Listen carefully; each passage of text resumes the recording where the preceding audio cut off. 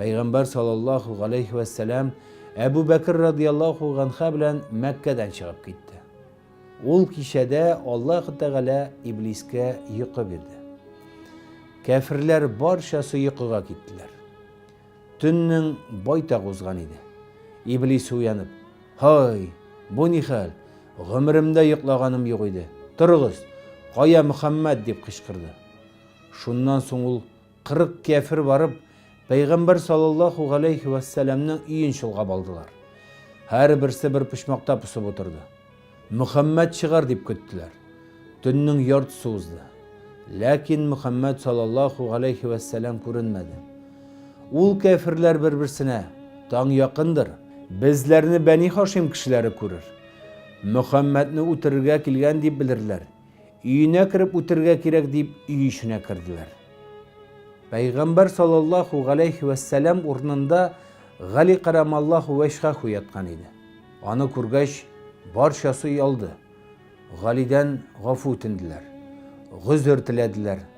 Gali karamallahu veşhahu, "Sizge ne kirek?" dep soradı. Alar, "Ya Gali, Muhammed kayda?" dep sorawga soraw bilen jogap berdiler. Gali karamallahu veşhahu, "Bilmeyim" dedi.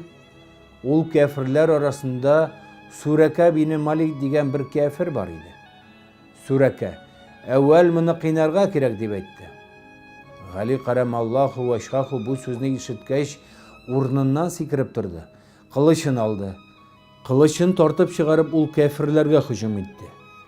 Kafirler barşası tormar bulup koştular. "Bizning maksatımız Muhammed'tir" dep geri qaytıp gittiler. Amma Hazreti Resulullah sallallahu aleyhi ve sellem ol arada Mekke'den çıkıp Medine'ge yol tuttu. Taң vakıtı jetkeş Peygamber sallallahu aleyhi ve sellem, "Ey Ebu Bekir, bilemin ki ol kafirler bizni kuva çıkaşaklar. Meslihat şuldur, bir urunga yaşırınırga kerek" dep aytdı. Ol jerde bir mağara var idi. Anda barıp kirdiler. Allah-u Teala'nın emri bilen şul sagat mağaranın aldında bir oğaç üstü.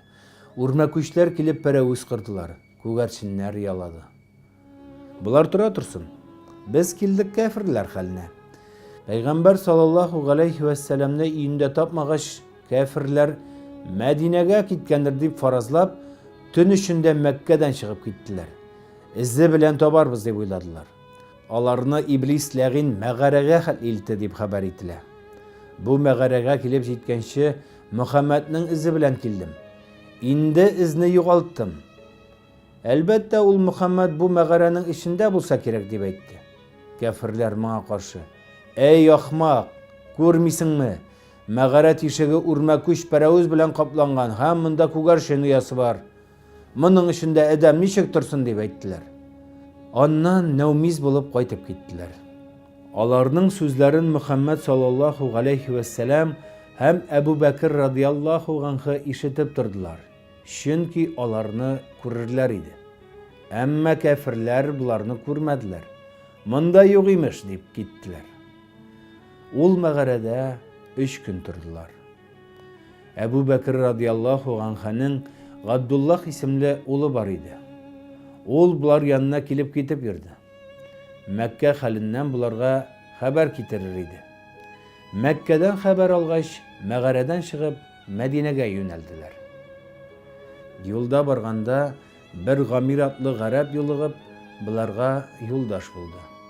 Üçevlep Medine tarafına gittiler. Mekke'den 2 günlük yolda Gusfan digen urunga jettiler. Yine ondan gitip Medine'ge yakın Kuba digen avulda Ömer bin Gavf adlı kimsenin üyüne düştüler. Düşenbe günüydü. Cumga güngeçe anda durdular. Cumga gününe Kuba'dan çıkıp Cumga vaktinde Beni Süleym digen jirge jetiştiler. Anda Cumga'nı okup Medine'ge yöneldiler.